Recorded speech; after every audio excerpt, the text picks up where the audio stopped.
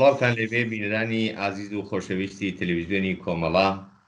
خۆشحاڵم کە لە ئاڵلقەیەکی دیکەی بەرنامەی ژیان و خەباتی یاران لەگەڵ ئێوەی ئازیز بەیەک دەگەینەوە. بەڕێزان، میوانی ئەم ئاڵلقەیەی بەرنامەکەمان کاک مەنسووری عەلەوی، چالاکی سیاسی و یەکێک لە پێشمەرگەدێرینەکانی کۆمەڵەیە. بەو هیوایی کە تا کۆتایی هاوڕێمان بن، سەرنجتان بۆ بینین و بیستنی ئەم وتوێژە ڕادەکێشم.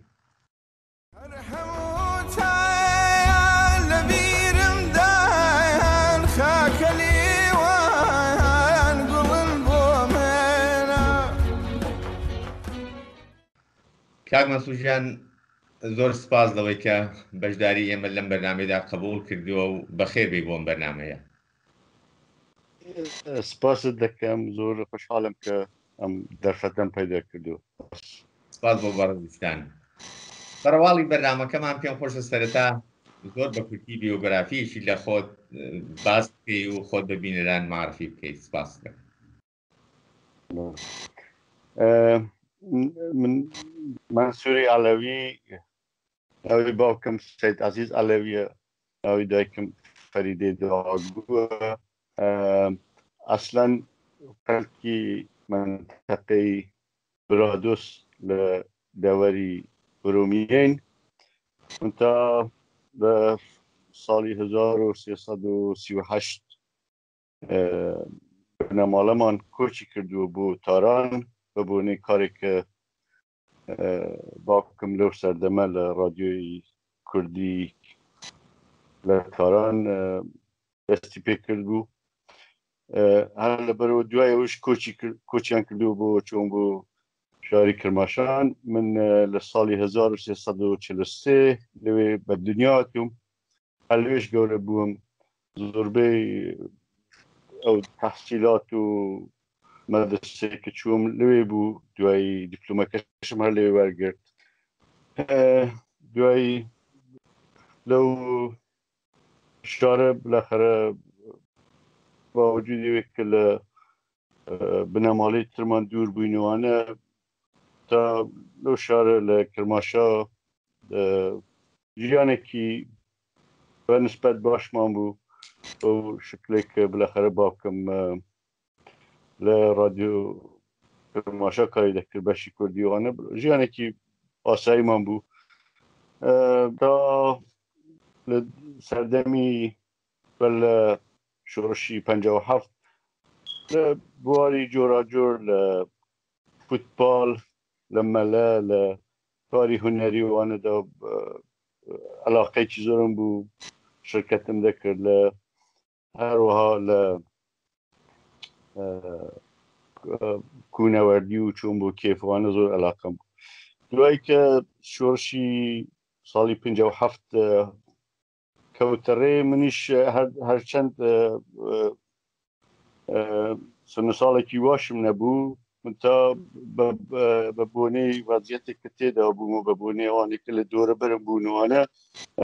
زۆر زوو لە شۆڕش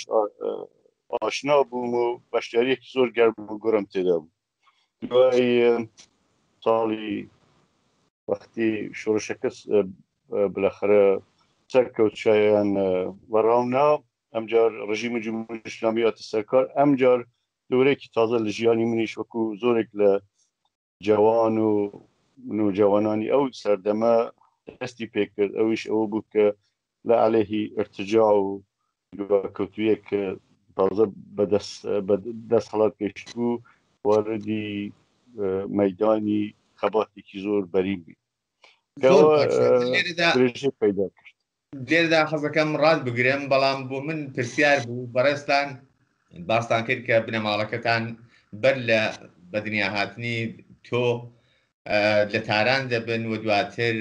دێنە کرماشان، بەڕێستان لە کرماشان لەدایک دەبن و لە منتیقەی ڕەزاییە لە ورمێ لەگەڵ مەسایلی سیاسی ئاشنا دەبن. بەڵام زاراوەی تۆ زاراوەی کرمانجیە. ئەمە بۆ من تۆزێک جگای پرسیارە کە چۆنە ئەوە دەکرێت تۆزێک زیاتر ڕۆشنی بکەیەوە کە تۆ لە کرماشان گەورە بووی، بەڵام زاراوەت کرمانجیەوە، بە زاراوەی کرمانجی تەسەلوتت هەیە. دیارە بە بۆنەی ئەوە بنەماڵەمان چوو بۆ تاران دوایش بۆ کرماشەوە کە باوکم لە بەشی کوردی رادیۆی تاران دوایش لە رادیۆی کرماشە کاری دەکرد باوکم کەسێکی ناسراوە خەڵکی بەشێکی زۆر لە کوردستان چ لە ئیران چ لە تورکیە چ لە عێراق دەیناسن هەمیشە دەستێکی بووە بلەخەرە لە ئەدەبیات و پێواژۆی ئەدەبی کوردیدا لەبەرەوە هەرچەند لە شارێکی تربووین من تا زمانی خۆمان و زمانی کورمانجی وەکو زمانێکی کە هەروش قسەمان دەکرد لە ماڵ و زمانێکی زۆر ئاسایی هەر وەکو زمانی دایکی زۆر باشتر لە هەموو زمانێکی تر دەزانم ویستە هەمیشە جارەبار لە ڕافیق شتە قسە دەکەین لە هەموو زمانێکی تر لەهجەم هەیە بێژگە لە زمانی دایکی خۆمان ئەوی زمانی کورمانجیە هەر لەبەرەوەش هەر لە منداڵی و ئاشناییمان بوو حتا نووسین و خوێندنەوەی کوردی هەمومان لەناو بنەماڵە ئەو ئاشناییەمان پەیدا کرد دوای ئەوەش کە بەخەرە دوای سەردەمێکی زۆر دواتر کە دەستم کرد بە کاری رادیۆ لە بۆ کۆمەڵە ئەمە بەش بەخەرە کۆمەکێکی زۆری پێکردن کە بتوانم بەرنامەیەکی باشتر ئەرائە بدەم کە دوای دەتوانین زیاتر بەڵام بەر لە بازم تێکەڵام بوو لەگەڵ مەسایلی سیاسیت تۆ لە چەند بواری وەکو وەرزش و شاخەوانی وەرزش لە ڕشتەی فوتباڵ و شاخەوانی و شەترەنج و تەنانەت لە کاری هونەریشدا وەک کاری نەقاشی چالاکیت کردووە ئەو سەردەمانە بەر لە مەسایلی سیاسی بووە یا بە شێوەیەکی ئیدامەدار هەتا ئێستاش ئەو بوارانە هەر چالاکیاندا زۆربەی ئەو کارانە هەر لە دەورەی منداڵی و گەنجیدا دەستم پێ کردووە من تا ئێستاش بە جۆراجۆر بە شێوەی جۆراجۆر هەر درێژم پێداوە بە تایبەت لە کاری هونەریدا لە وەختەوە کە ژیانم بالاخره ئاساییتر بووە لێرە لە ئەوروپاوانە بەرخودان فعالیتم یەکجار زیاتر بووە یعنی زۆر کاری ترم کردووە کە پێشتر دەرفەتم نەبووە بیکەم لە بۆ شاخەوانی و ئەو شتانەش بالاخره هەر هەمیشە بە نوێک ئەدامەم داوە من تا فوتباڵمی تر دوایەوەی کە دەورەی گەنجی تێپەر بوو بە بۆنی وازیەتێک لە ئیرانیش پێشهاتی بە بۆنی وازیەک لە کوردستان پێشهاتی تر نەمتوانی و فوتباڵ ئەدامەم دەمی تر بالاخره سن ساڵیشم بۆ نابێ من تا لە زمینەی کاری هونەری فعالیتم هەر بوو ئێستاش هەر ئەدامێ هەیە لەو شتانەیە کە خۆشیەکی باشی لەوە بە ژیانە زۆر باشە بەڕێستان لە منتقەی ئورومیە لەگەڵ مەسایلی سیاسی ئاشنا دەبن دەکرێت سەرەتایی تێکەڵبوونت بە مەسایلی سیاسی باس بکەیت چۆن بوو گەرایشت بۆ لای مەسایلی سیاسی و سەرنجام خۆت لە ناو کۆمەڵدا دەبینیەوە ئەگەر ئەو سەردەمە باس بکەیت بە کوردی باس هەروەکە باسم کرد لە شۆڕشی 57 لە کرماشاوم لە شاری کرماشاوم لەوێ بە بۆنێ وازیەتێک کە بنەماڵەمان تێدا بوو وازیەتێک لەو شارە بوو منیش هەر لە بەشداریکی زۆر گەرمەگۆرمان کرد دوای وەختی ڕژیمی شاڵە چۆ ڕژیمی جمهوری ئیسلامی هاتە سەرکار لە ساڵی 1358 جریاناتی چەپ و کۆمونیست لە ئیران شکل توانیان بێنەوە مەیدان ڕێکخراوەکانیان بالاخره پەرە پێ بدەن منیش زۆر زوو تێکەڵاوی ڕێکخراوی پێکار لە ڕێگای ئازادی تەبەقەی کارگەردا بووم و زۆر زوو بووم بە ئەندامی بەستڵاح پێیان ئەو سەردەمە پێیان دەکوت داڵداڵ ڕێکخراوی دانیشتووی دانیش ئامۆزی سازمانی پێکار و زۆر بە چالاکیەکی زۆرمان بوو هەر لە ساڵی 57 و تا ساڵی 6 کە پێکار تر بالاخره بەو شکلێک وەکو ڕێکخراوەیەک هەر لەو عرصه‌های جور در فعالیتمان دکرد ڕێکخستنەوەی اعتصاب و تەظاهرات ناو مەدرسەکان ناو شوێنی ژیان و کاری خەڵک بۆ پەخشکردنی ئەعلامیە چوزانم پەخشکردنی دانەدەرەوەی نەشریەکی دانش ئاموزی لە خودی شاری کرماشە لەوانەدا زۆر بالاخره نەخش و دەورم بوو وەکو کەسێک کە بالاخره بەشێک بەرپرسی بەشێکی زۆر لە ئەندامانی پێکاری لە شاری کرماشە بوو منتا دوای ئەو دەورانە وەختی لە ساڵی 1359 بە زۆر بە ئەتفاقی بە جۆرێکی زۆر ئەتفاقی دەستگیر کرام چوومە زیندان ماوەیەک لە زیندانی سوپای پاسداران بووم دوای لە زیندانی جلابادی کرماشە ماوەی تا بەر لە هاوینی 60 درست بەر لەوەی کە ئەدامەکان و ئەو سەرکوب بە سەرکوتە زۆر سەختە لە ئیران دەست پێ بکە من اتفاقی ئازاد بووم دوای تر نەمتوانین لە شاری کرماشە ببینم هاتمەوە بۆ منتەقەی خۆمان ڕووبەری وەرمێ لەوێ نیشتەجێ بووم لەوێ بالاخره ارتباطم بوو لە تەشکیلاتی کۆمەڵە لە ڕێگای هاوڕێیانی جۆراجۆر و بە تایبەت لە ڕێگای هاوڕێی ناسری عەلەوی برای جانبەختکردوم کە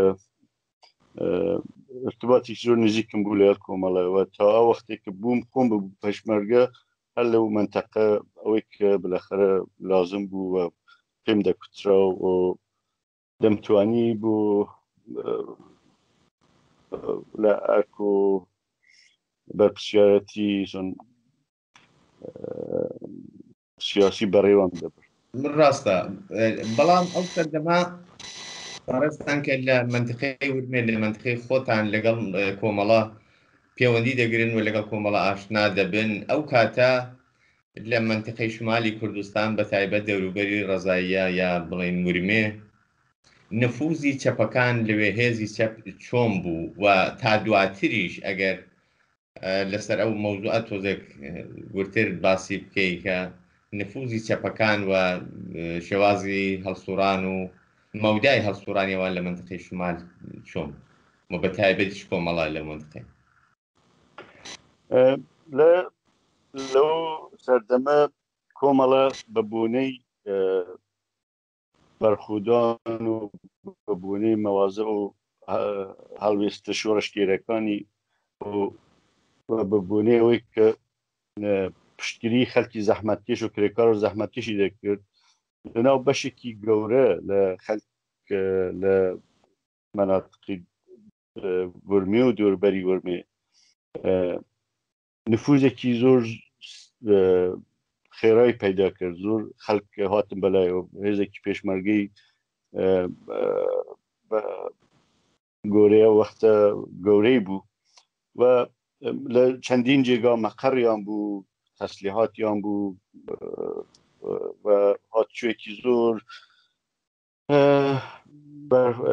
بەرفرە و گەورەیان لە تەوا منتەقە و فعالیەتێکی زۆر گەورەیان بوو و کەسانێکی زۆر ناسراوی هاوڕێی ناسراوی کۆمەڵە لەو سەردەمە لەو منتەقە فعالیەتیان کردووە لە هەروەک باسم کردانێکی لەوانە هاوڕێی ناسری عەلەوی بوو هاوڕێ وەکو هاوڕێ سولتانی خسرەوی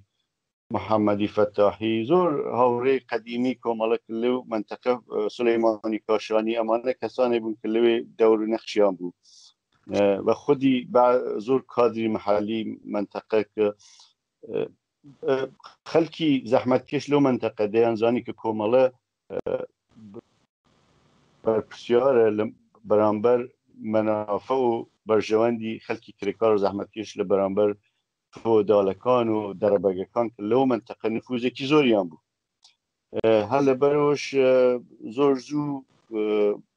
هێزی پێشمەرگەی کۆمەڵە گەورە بوو بەرفرە بوو تا ساڵی 59 کە ئەمە بەشێک لە حەزبی دموکرات وەختە لەیان جیا بوونەوە و چۆن بالاخره ڕژیم و ئەوەی کە سەر بە حەزبی تو دەبوون دەست بە یەکیان کرد و دوایی بە کۆمەکی هێزی قیادەی موقەتی ئەو سەردەم توانیان هێزی پێشمەرگەی کۆمەڵەوە هێزی حەزبی دموکرات هێزی پێشمەرگەی حەزبی دموکراتیان لەو منتەقە بە نوعێک دوورخستەوە مەجبور بوون بۆی شەڕێکی گەورە نەکەوێتە منتەقە پاشەکیان کە چوون بوو منتەقەی شنو من لە بیرمێک لە من خۆم ساڵی 59 لە هاوینی 59 کە ئەو پاشەکی گەورەیان کرد هەم هێزەکانی کۆمەڵە هەم هێزەکانی حەزبی دموکرات بۆ شەڕێکی زۆر گەورە نەکەوێتە منتەقە خەڵک لە بین نەچن یەک لەو خاطراتی زۆر ناخۆشە کە هەمیشە لە بیرمدا کە چۆن پێشمەرگە لەو ئەم منتەقەیان بەجێهێشت و خەڵک چۆن ناڕاحەت بوون دەگریان خەڵکی منتەقە پێم خۆشە لەو ئالێرەدا پرسیارێکرد لێ بکەم هەر وەکو بەڕێزیان باستان کرد کۆمەڵە لە سەرەتای ئەلەنی بوون و دواتریش وەرگرتنی هێزی پێشمەرگە و تەشکیلی هێزی پێشمەرگە زۆر زوو لە ناو جەماوەردا لە زۆربەی منتەقەکانی کوردستان جەماوەری بۆوە پەرەیستاندووە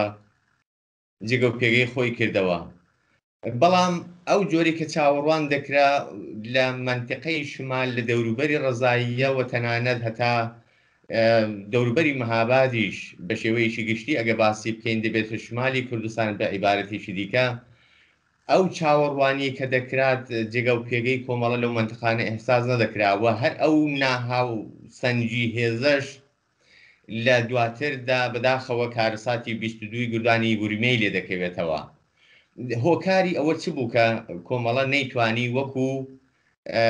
جنوبی کوردستان وەکو منتەقەی سنا یان شوێنەکانی دیکە لەوێ هێزێکی فراوانتر جەزبی خۆی بکاوەیە جێگە و پێگەی خۆی بکاتەوە بە شێوەیە کە بێتە هێزێکی هاوسەنگ لەگەڵ هێزەکانی منتەقە دیارە ڕاوەشی شەرایەتی کۆمەڵایەتی و ئابووری کە لەو منتەقە بوو لەو دەوەرە بوو وەکو بنێشەی ئەسلی ئەو هۆکاری ئەسلی ئەو بالاخره کەمبوودە لەو جەزبی نیرو بۆ لای کۆمەڵەوە دەکرێت باسی لێ بکرێت من تا ئەگەر بمانەوێت دەست لەسەر چەند نکتەیەکی زۆر ئەساسی لەو منتەقەدا بنین ئەو بوو کە ئەو بۆنەی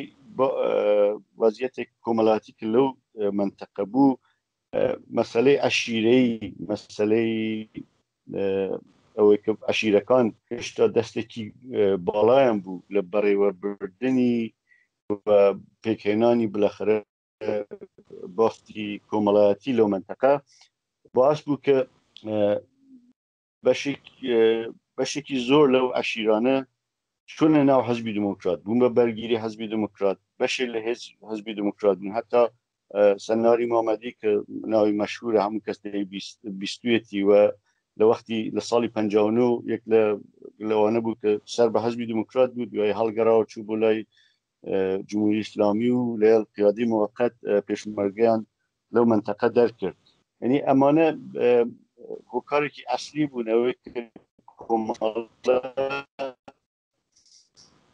جێپێی خۆی نەیتوان من لە بیرمە لەو سەردەمە هەر وەخت کۆمەڵە میتینگ لە منتەقە کۆمەڵە بەیان و سەدان و جاری وا بوو هەزاران کەس کۆ دەبوون و بۆی گوێ بگرن لە قسەکانی من تا ئەم هێزە دواکەوتوانە ئەم هێزە عەشیرانە بە ڕێگای جۆراجۆر و بەریان پێدەگرت بۆی کە خەڵک هاتچوو بەشداری بکەن لەو میتینگانە یا گوێ بگرن لە قسەی کۆمەڵەیە هاتچووی کۆمەڵە بکەن ئەمانە خۆی فاکتۆرهایەک بوون کە زۆر زوو تاسیری دانا لەوەی کە کۆمەڵە نەیتوانی جێپێی خۆی باش بکاتەوە ئەما دیارە وەختی تۆ لە هاوسەنگی هێزدا وەختی تۆ هێزێکی نظامی زۆر گەورەت بێ لەلایەک و کە حەزبی دموکرات هێزێکی گەورەی نظامی بوو بە لەو منتەقە بە پشتیوانی سەرۆک عەشیرەکان هاتنەوەی خەڵک بۆ ناو ڕێزی کۆمەڵەش مەحدود دەبێتەوە زۆر ڕاستە بەڕێستان دوایەوەی کە دەستنە بەشی تەشکیلاتی ئالێنی کۆمەڵە و دەبووە پێشمەرگە دەبن بە پێشمەرگە سەر ڕای ئەوەی کە چالاشی پێشمەرگایەتی بووە لە چالاشی پێشمەرگایەتیەکاندا حتمەن حزورت بووە لە ئورگانە جۆرە جۆرەکانیشدا کار دەکەی ئورگانە تەشکیلاتیەکانداوە بە تایبەت لەوانە سەرێکی تریان ئورگانی ڕادیۆیە دەنگی شۆڕشێران لەو سەردەمەداوە بەشی زمانی کرمانجی دەکرێت ئەو مەودایە باس پێکە بە شێوەیەکی گشتی تاسیراتی ئەو سەردەمی ڕادیۆدەنگی شۆڕشێران لەسەر کۆمەلگا و ئەو جۆرەی کە دەنگی ڕادیۆ شۆڕش دەنگی ڕادیۆ کۆمەڵە یا دەنگی ڕادیۆ شۆڕشی ئێران بە ناو کۆمەلگا دەگەیی چه ئاستەنگهایەک بووە کاریگەریەکانی لەسەر کۆمەلگا بە شێوەیەکی گشتی و بە تایبەت ئەو بەرنامەی کە بەڕێستان بەڕێوتان دەبێت لەسەر مەخسوسەن منطقەی زادگای تۆ یا بڵێن ویلایەت و شوێنی دانیشتنی تۆ چۆن بەڵێ تقریبا ساڵی 63 دوای کە ماوەیەکی زۆر بوو قسە لەوە دەکرا کە ڕادیۆی کۆمەڵە بەشێکی کورمانجی بێ بە داوای کمیتەی مرکزی کۆمەڵەیە وەخت کمیتەی ناوەندی منیان بالاخره هەڵبژار بووێ بچم بۆەوەی بەرلەوە باسی ئەوە بکەم کە هاوڕێ ناسری عەلەوی برای جانبەخت کردووم دەورێکی زۆر زۆر گەورەی بووە کە ئەم بەرنامەیە لە ڕادیۆ کۆمەڵە بێ بە شتێکی چون خۆی دەورەیەک بەلەوەی کە بگەڕێتەوە بۆ منتەقە ساڵی شێستەوانە خەریک بوو لە قەڕینەوەندی کۆمەڵە و لە خودی ڕادیۆ کۆمەڵە لە هاوڕێیان خەریک بوو بۆیە بەرنامە بخەنەڕێمە تا بە بۆنەی وەزیەتێک لە منتەقە بوو احتیاجێک کە پێیان بوو هاتەوە بۆ دیسان بۆ ورمێ من تا ئەمجار کە من بالاخره لەوێ بووم فرسەتەوە بوو کە بتوانین بەرنامەیەکی وا دەست پێ بکەین بەر لەوەی کە بێم بۆ ڕادیۆی کۆمەڵە ماوەیەکی زۆر کورت و فشرده بەستڵە ئاموزشی پێدام کە چۆن کاری ڕادیۆ شتە بکەن چون خۆی تەجربەی زۆری بوو پێشتەپای ڕادیۆ شتی کرد بوو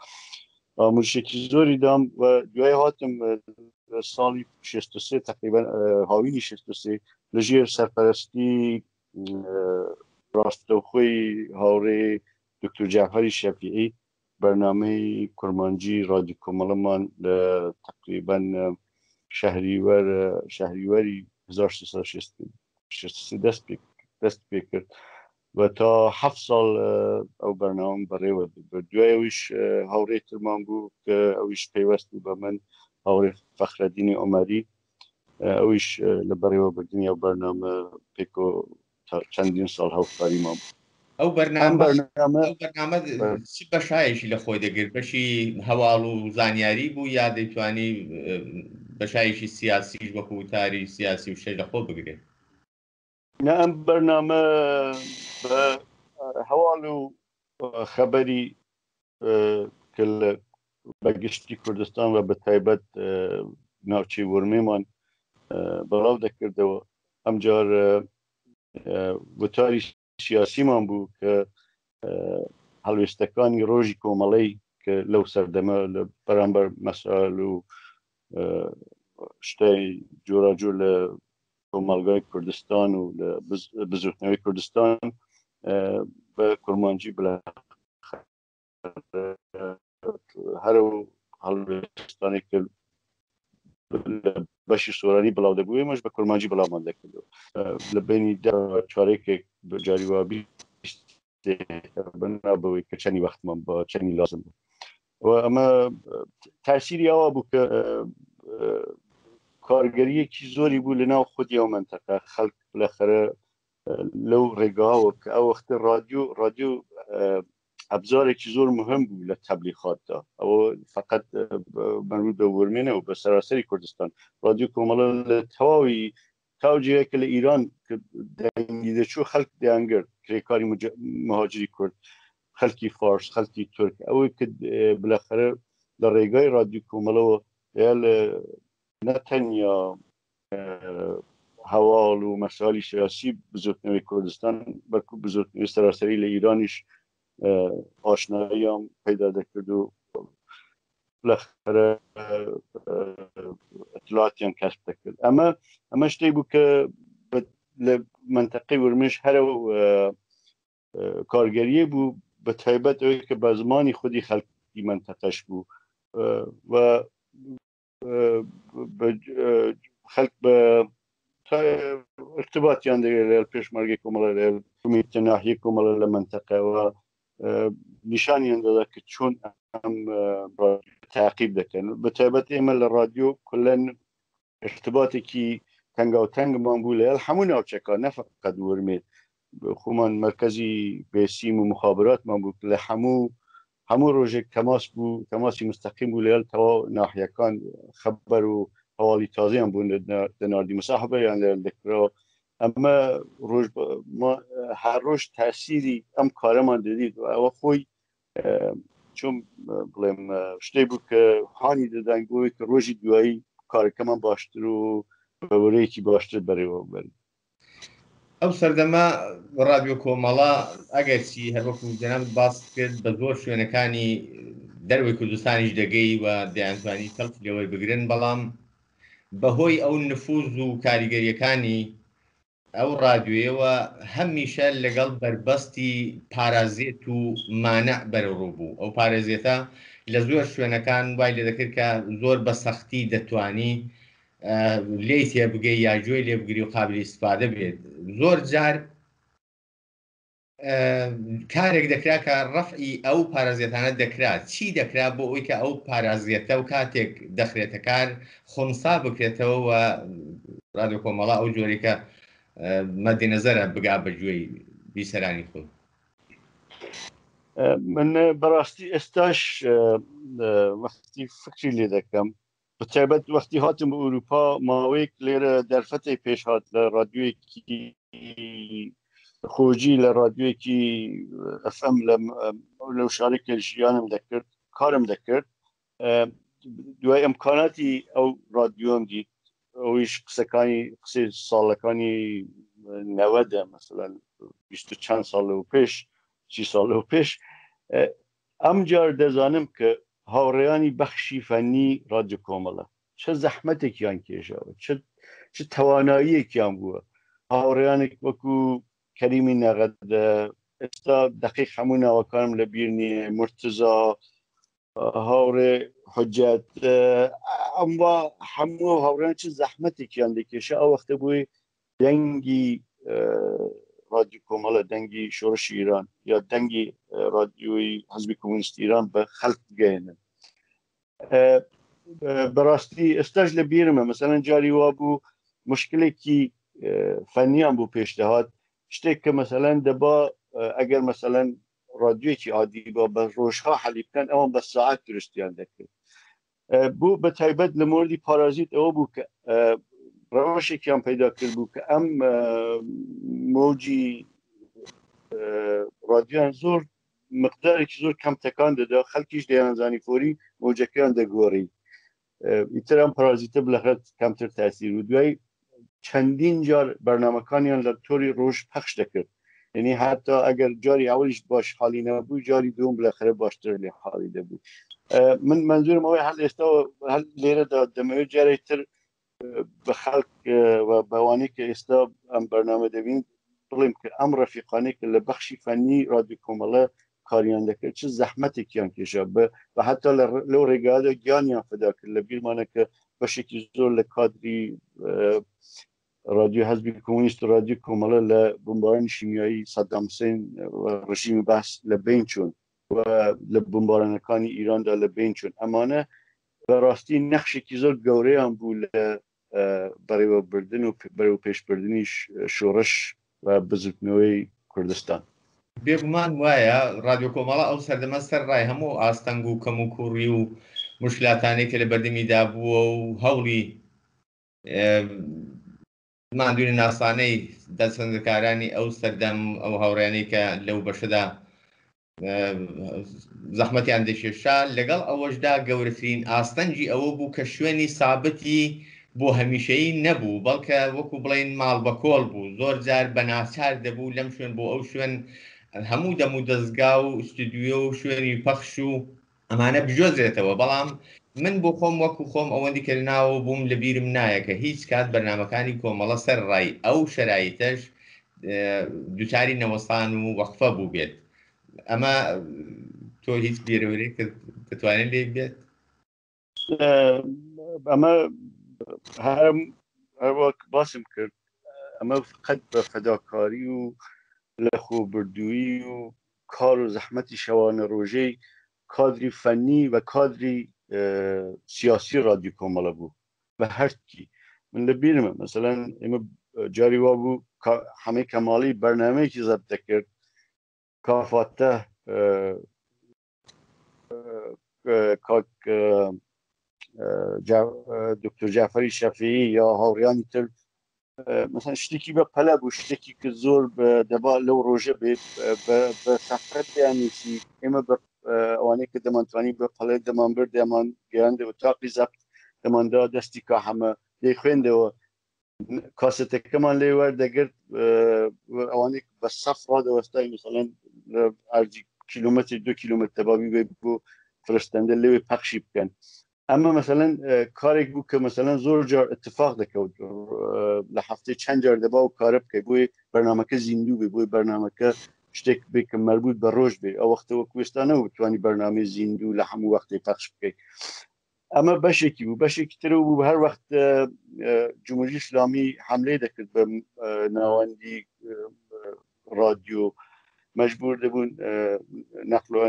انتقالێک بکەین دەبا مثلەن ئەوڵ مثلەن چەندین دەستگای فرستەندە بوو دەبا ئەوڵ یەک دەستگا بیبەن لە شوێنێکی تر دای مەزرێنن بە زەحمەتێکی زۆر ئەم دەستگانە پرس بوون بە کۆڵ بە زۆر شتێکی ابتدایی دەبا بیبن لە شوێن تر دامەزرێن ئەوە بخەنە کار دوای بین دەستگاکانی تر بەرن بۆ ئەوەی کە هیچ وەخت رادیۆکە لە کار نەکەوێت بۆی جمهوری اسلامی نەتوانێت ئەم دەنگە بخەوێنێ ئەمەش کارێک نەبوو کە فقط بە پول یا بە ئەمکانات هەڵ بێ ئەمە شتێک بوو کە بە فەداکاری بە زەحمەت لە خۆبردووی هەڵ بوو هەر لەبەرەوەش بۆ جمهوری اسلامی و بۆ ڕژیمی سەدام زۆر بۆیان مهم بوو کە ئەم دەنگە بخەوێنن هەر بینی جارێک دەهاتن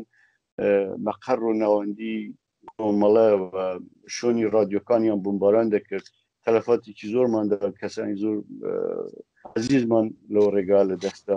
و ئاخرین جارێکی ئەو بوو کە لە بمبارانی شیمیایی ڕژیمی سەدام بوو کە تێدادێکی زۆر لە کادرەکانی رادیۆمان لە دەستا زۆر ڕاستە داخەوە یادیان بەخێر کاک مەسعود بگەڕێنەوە سەر بواری ژیانی ئاسایی خۆت ئیشارەت بەوە کرد کە نەقاشی دەکەیت لە بواری نەقاشیدا چالاشی لە بواری هونەریدا نەقاشەکانە زیاتر لە چه زەمینەیەکن و چی بە تەسویر دەکێشی ئەگەر بە کوردی سپاس کاری نەقاشی هەر لە دەورانی نوجوانی و لە گەنجی و علاقەم پێ بووی ترمتا بۆنێ وەزیەتێک کە تێدا بووم و وەزیەتێک کە بالاخرە هەر ڕۆژ لە شوێنێکوانە هیچ وەخت نەمتوانی بە شێوەیەکی حرفەیی ئەوەی کە بتوانم ئاموزشێ ببینم بچم بۆ مەدرسەیەکی هونەری وانە و کارە بکەم لەبەرەوە زیاتر شتێک کە کردومە هەمیشە ڕاست بوو بۆی کە خۆم فێر بووە تەکنیک و ئەو کارانی کردومە خۆ بالاخرە خۆم فێر بووم لەم لاولا لە تاریخی پێش جاران لە تاریخ کتێب و چاو لە نەقاشی ئەمەوەکردن ئێستاش بالاخرە ئیمکانات زیاتر بووە من تا لە ساڵی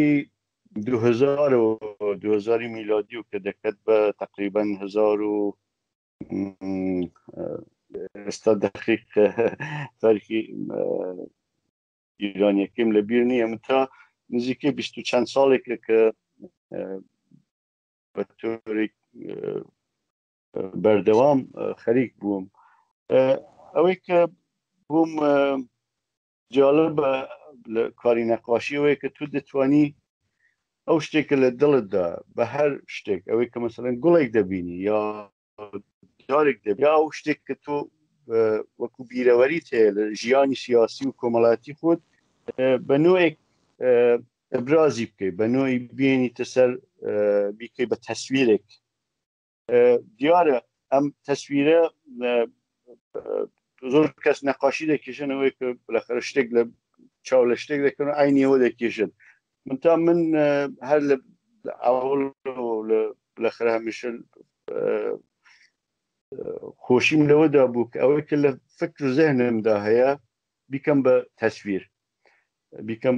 بیکەشمە سەر کاغەز بێنمە سەر بوومێکی نەقاشی لە ڕێگای ڕەنگ و قەڵەم بەشێکی زۆر لە ژیانی سیاسیم بەشێکی زۆر لەوەی کە لە کۆمەڵەدا بالاخره تەجروبەم کردووە و ئەوەی کە جنبش و بزرگترینەوەی جۆراجۆر لە جامعەدا هەیە حەزم کردووە بالاخره لە ڕەوانگای خۆمەوە بیکەم بە تەسویر ئەوەم کردووە لە قراخەوەی زۆر جار بەسەر نەقاشیم کێشەوە فقط بەخاتری مثلا حەزم پێ کردووە مثلا ڕۆژهەڵاتێکم دیوە ڕۆژاوایەکم دیوە چوزان گوڵێکی جوانم دیوە ئەوانەشم هەر دیسان کردووە بە تەسویر من تا ئەم بەشێک بۆ من مهم بووە کە بیرەوەریەکانم تەجروبەکانم لە ژیانی سیاسیم بێن مەسەر بیکەم بە تەسویر بە تایبەت تاریخ و دیرۆکی کۆمەڵە ئەوە زۆر بوو مهم بووە و هەر بەردەوامیشم تا جێگای کە بالاخره ژیان دەرفەتە هەر خەریکی دەبوو هیوای سەرکەوتنی زیاترت بۆ دەخوازم کاک مەسعود بەڕێستان سەردەمێک لە تەلەڤیزیۆنیشدا دوایەوە کە تەلەڤیزیۆن دەست بەکار دەبێت لەم ساڵانەی دوایدا ماوەیەکی زۆریش لە تەلەڤیزیۆن هاوکاری تەلەڤیزیۆن دەبی دەکرێت بە کورتی باسیەوە بکەیت کە لە چ زەمینەیەکدا هاوکار بووی و بەڕێستان چیتان دەکرد لە تەلەڤیزیۆن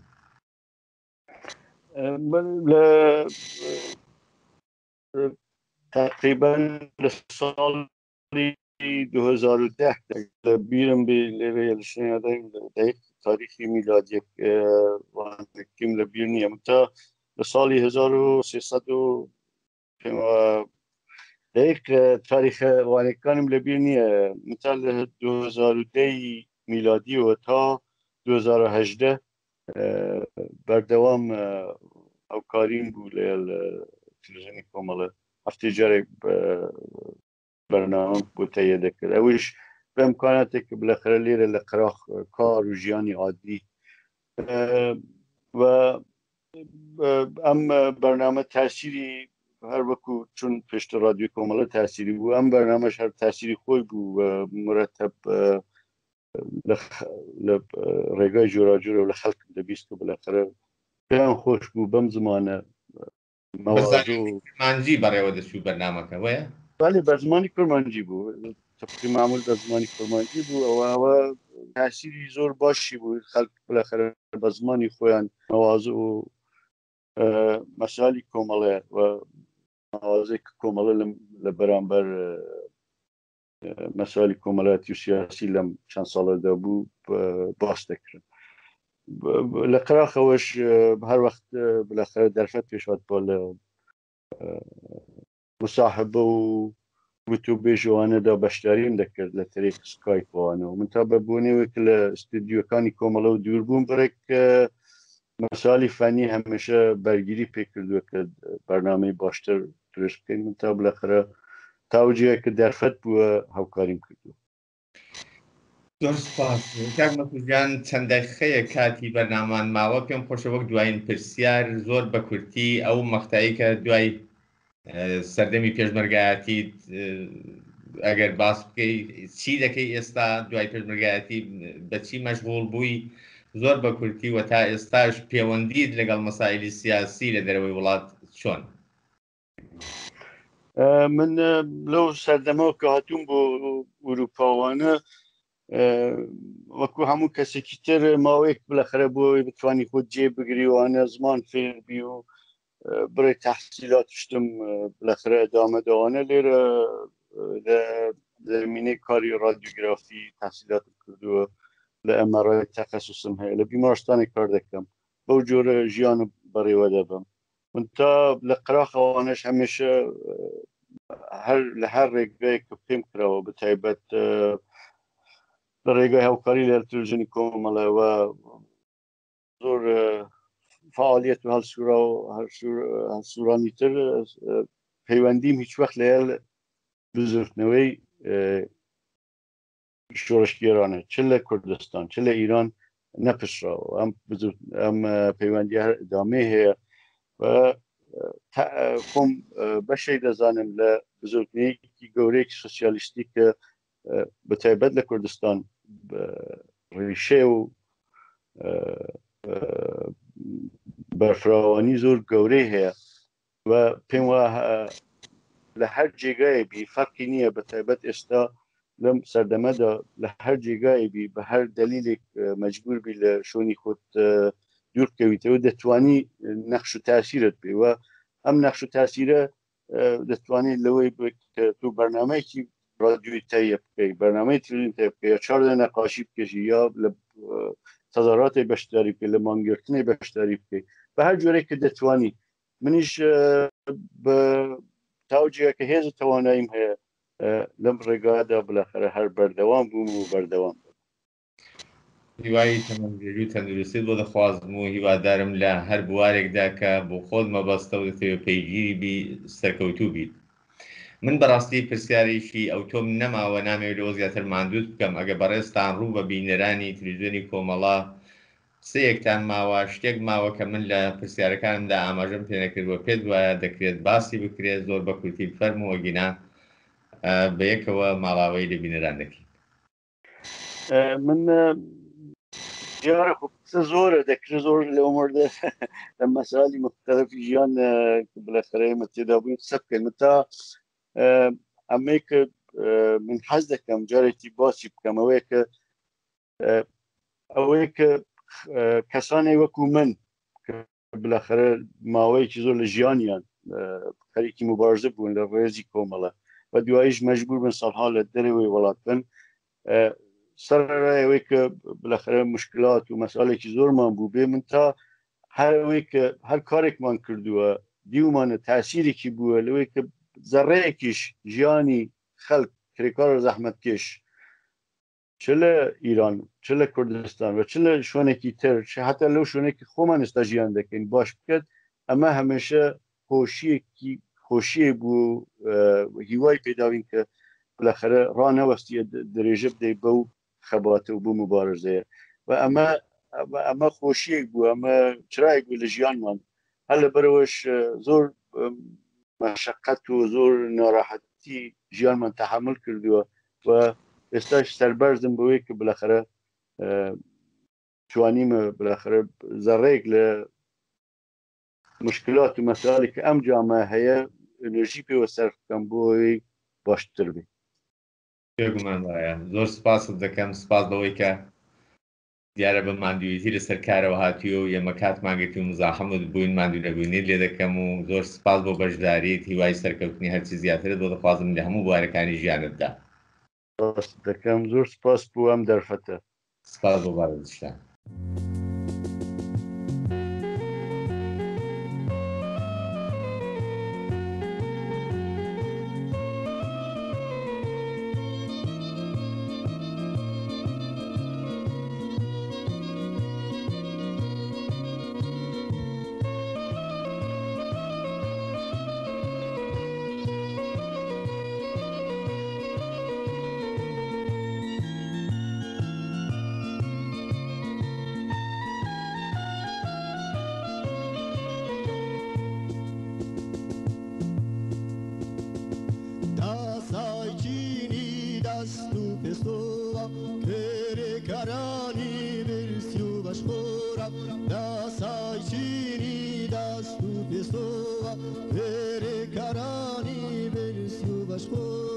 بشمينتاني خاوى النجاري كويلاني حكمي سرمايا داري بشمينتاني خاوى النجاري كويلاني حكمي سرمايا داري دا سارا بارن دا سارا بارن دا سارا بارن دا سارا بارن دا سارا بارن اي بشميناتان ورز قبول ودار وشيشيتان دا سارا